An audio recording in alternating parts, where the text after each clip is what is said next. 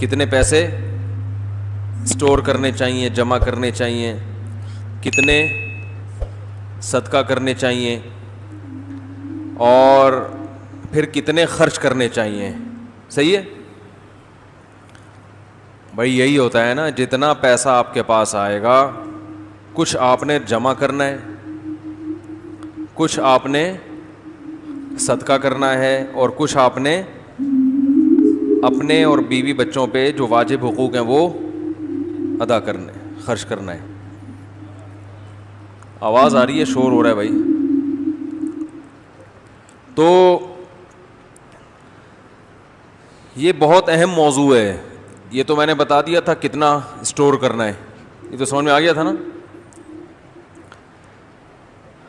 دنیا میں جہاں بھی خرچ کرنے کے بارے میں بتایا جاتا ہے نا, آپ کوئی ورک شاپ وغیرہ کریں تو وہ یہ چیزیں نہیں بتائیں گے آپ کو, وہ سب بزنس کے پوائنٹ آف ویو سے آپ کو بتائیں گے کہ بزنس میں کتنا انویسٹ کرنا ہے بھائی, بزنس سے جو پروفٹ ہو اس میں کھانا کتنا ہے, کیا کھانا ہے, اس سے ان کو غرض نہیں ہوگی, کتنا کھانا ہے اور کتنا بزنس پہ لگانا ہے. بس بزنس بزنس بزنس, گھوم پھر گئے اے ٹو زیڈ, ساری بات کہاں سے, بزنس سے شروع ہوگی, بزنس پہ ختم. یعنی ان کا مقصد ہے کہ انسان کمانے کی مشین ہے, زیادہ سے زیادہ کماؤ. تو یہ ایک بہت بڑا فالٹ ہے. جس کے پاس مذہب نہیں ہے اس بیچارے کو دو چیزوں میں گائیڈنس نہیں ہے. سمجھ رہے ہو بھائی, بزنس پہ تو لگانا ہے, اپنے لیے کتنا بچانا ہے, وہ کہتے ہیں جتنا بچا سکتے ہو بچاؤ. روپیہ بچائیے کل کام آئے گا, بینکوں پہ لکھا ہوتا ہے کہ نہیں لکھا ہوتا. کتنا بچائیے, ان سے پوچھیں کہ جتنا بچا سکتے ہو, سارا ہی بچا لو, سارا بچا لو, کل کام آئے گا. تو ابھی کیوں نہیں کام آ رہا, نہیں آ رہی بات میرا خیال ہے. بھائی زندگی کے لیے کما رہے ہیں نا, تو ابھی بھی تو زندہ ہیں. کیا ہو گیا, ابھی بھی تو کیا ہے, زندہ ہے نا, تو ابھی کیوں نہیں کھا رہے, کیوں بچائیں. ایک صاحب آئے 40 سال ان کی عمر,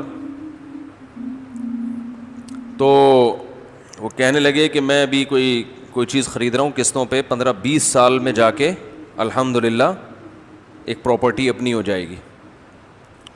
میں نے کہا 15-20 سال میں آپ ہو جائیں گے 60 سال. تو بچا کے کہہ رہے ہیں پھر بزنس کروں گا, پھر کیا کروں گا, کماؤں گا.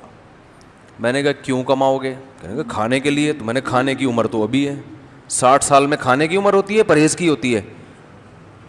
کیا ہو گیا بھائی, ایک تو یار یہ پتہ نہیں کس قسم کے آپ بول رہے ہو, کیا ہو گیا مولوی صاحب کو, یہ کس قسم کے قصے لے کے سورہ قلم میں ایسی باتیں کر رہے ہیں. سورت چل رہی ہے سورہ قلم, باتیں بزنس, ٹھیک ہے نا, 60 سال 40 سال.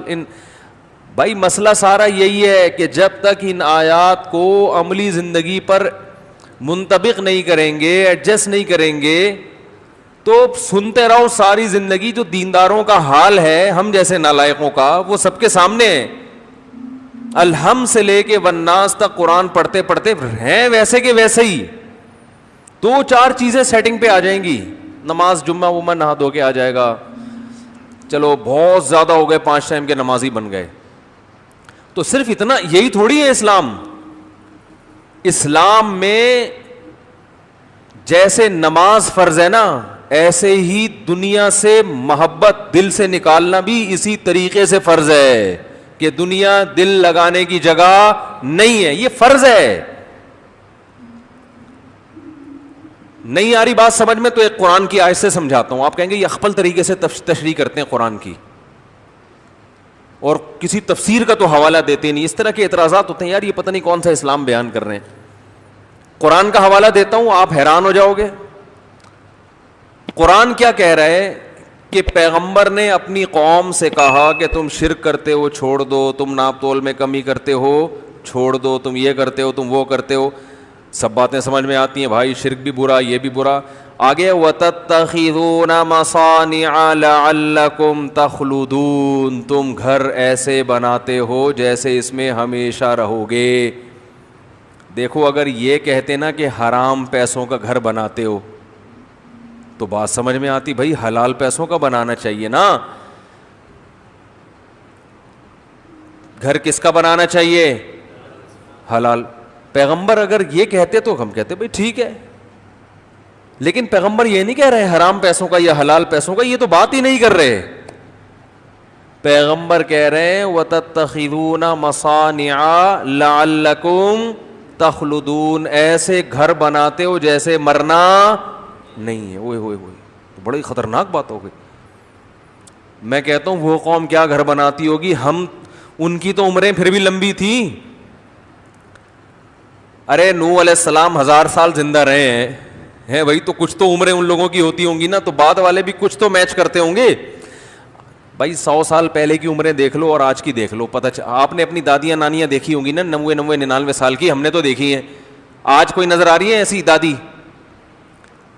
بھائی ہم تو جیسے شادیاں کراتے ہیں نا, نکاح پڑھاتے ہیں, تو ایسے جنازے بھی مولوی صاحب ہی پڑھاتے ہیں. مولوی صاحب کو گروتھ ریشو کا بھی پتہ ہوتا ہے صحیح ہے, کتنے لوگوں کی شادیاں ہو رہی ہیں یہ بھی پتہ ہوتا ہے کہ کتنے دنیا سے جا رہے ہیں, کس عمر میں جا رہے ہیں یہ بھی مولویوں کو زیادہ پتہ ہوتا ہے, کیونکہ جنازے پڑھاتے ہیں نا. کس عمر میں شادیاں ہو رہی ہیں یہ بھی پتہ ہوتا ہے مولاناؤں کو, اور کس عمر میں لوگ مر رہے ہیں یہ بھی پتہ ہوتا ہے, کیونکہ نکاح بھی مولانا ہی پڑھاتے ہیں. تو دولہا کی ڈیٹ آف برتھ, دلہن کی ڈیٹ آف برتھ بھی کون لکھتا ہے؟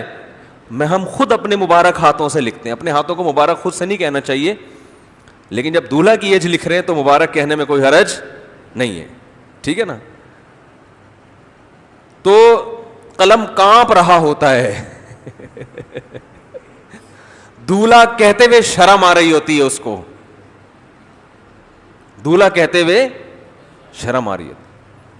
دل چاہتا ہے یہ کہو بھائی بس یہ بولو میری شادی ہو رہی ہے, میں دولہا ہوں, یہ لفظ زبان سے بس یہ کہہ دیو ہماری شادی کسی بھی عمر میں ہو سکتی ہے, یہ نہ بولو کہ میں کیا ہوں. دولہا کے اتنی سلوٹیں نہیں ہوتی, حقیقت ہے. دولہا جو ہے نا, وہ تو ہم نے تو بچپن کے دولہا بھی دیکھے ہیں نا, اس وقت جلدی دولہا بن جاتے تھے. دلہنوں کی عمریں پتہ ہے آپ کو, نکاح نامے میں کبھی میں نہیں پوچھتا, جیسے نکاح نامہ فل کر رہا ہوتا ہوں نا, اس وقت مجمع میں کبھی نہیں پوچھتا دلہن کی ڈیٹ آف برتھ بتائیں. یہ غیر اخلاقی حرکت ہے, پتہ ہے آپ کو. آپ کہیں گے اس کا کہ غیر اخلاقی سے کیا تعلق؟ لڑکی والے دلہن کی عمر چھپاتے ہیں, دولہا کو کچھ اور بتایا ہوا ہوتا ہے.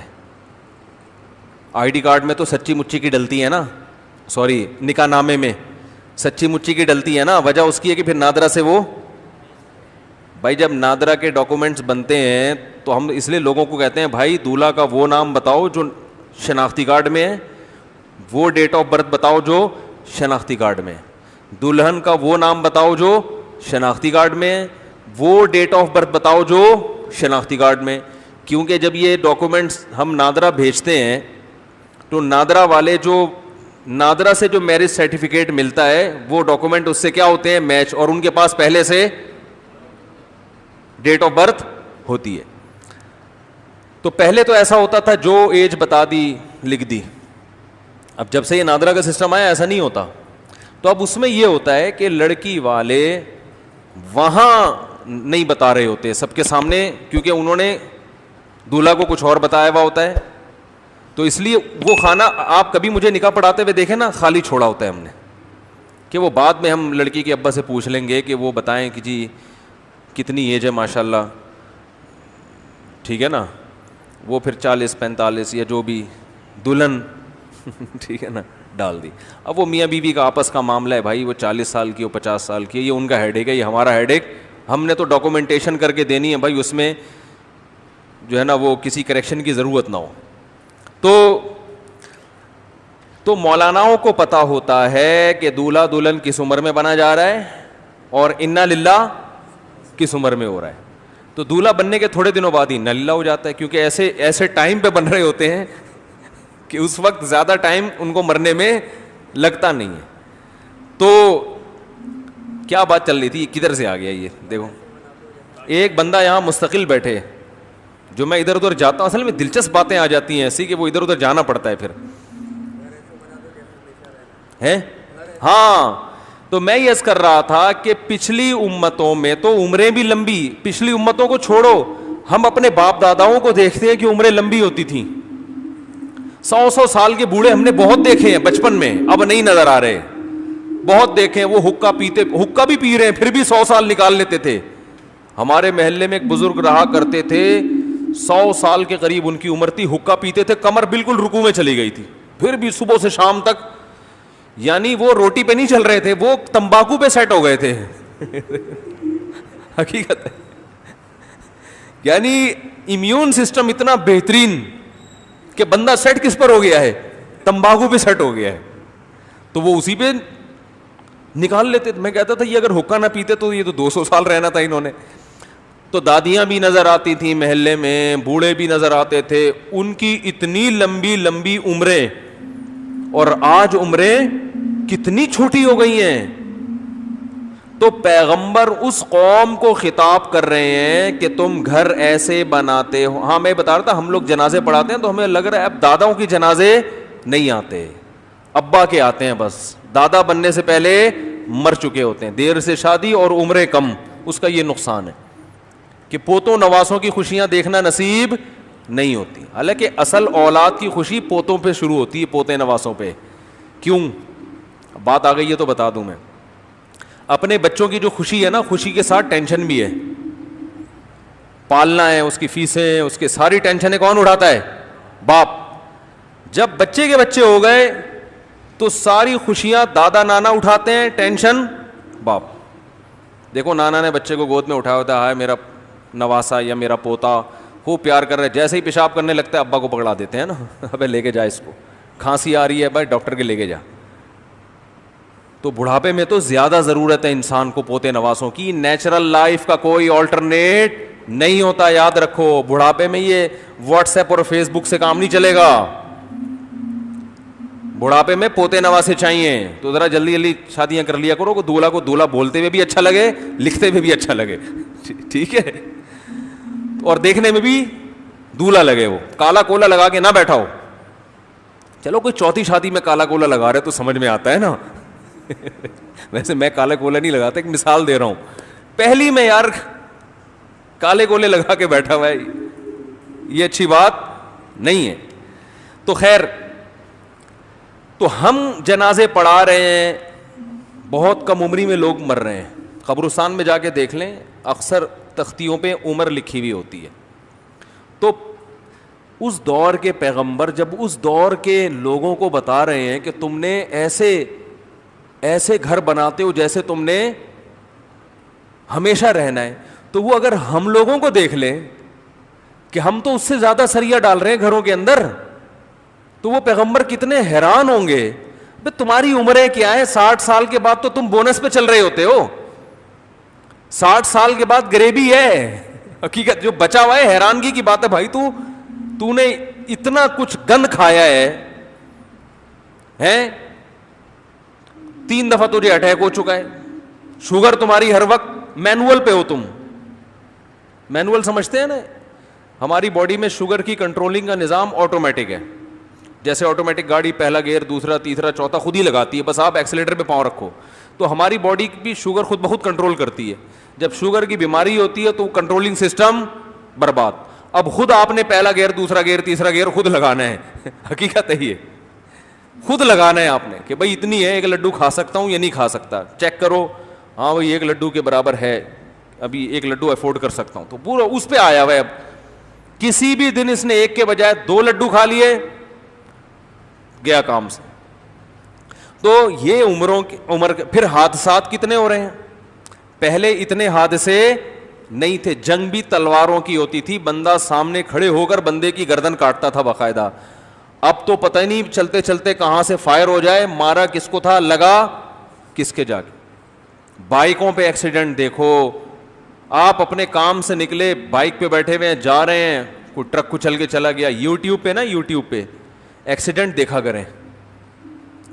لوگ نہیں دیکھتے یہ چیزیں, نہیں ڈر لگ رہا ہے. او بھائی دیکھیں, ایک زمینی حقیقت کا مشاہدہ کریں تاکہ پتہ, گراؤنڈ ریئلٹی کا پتہ چلے یہ بھی ہو رہا ہے.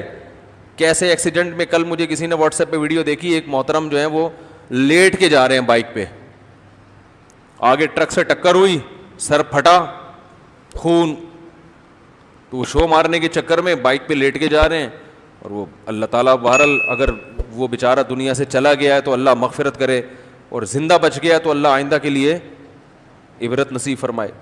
تو بائکوں پہ ایکسیڈنٹ دیکھیں, بسیں گر جاتی ہیں کھائیوں کے اندر, جہاز, ہمارے پاس تو پی آئی ہے بھائی, ہمیں تو دنیا سے دل لگانے کی اجازت ہے ہی نہیں. جو پی آئی اے میں سفر کرتے ہوں ان کو تو دنیا سے دل لگانا سوٹ کرتا ہی نہیں ہے ہی نہیں, تو کسی بھی وقت مر سکتے ہیں. آپ کہہ سکتے ہو ہم تو پی آئی اے میں سفر ہی نہیں کرتے, تو پی آئی اے گر تو سکتا ہے نا آپ کے چھت پہ آگے. بھائی آپ اگر جو جس ایریا میں جہاز گرا ہے وہ تو غریب آبادی تھی, وہ تو بیچارے ٹرین میں مشکل سے سفر کرتے تھے, وہ کہیں گے ہم نے تو کبھی پی آئی اے میں سفر نہیں کیا اور ہمارے سر پہ آگے گرایا ہے. تو ہم تو جس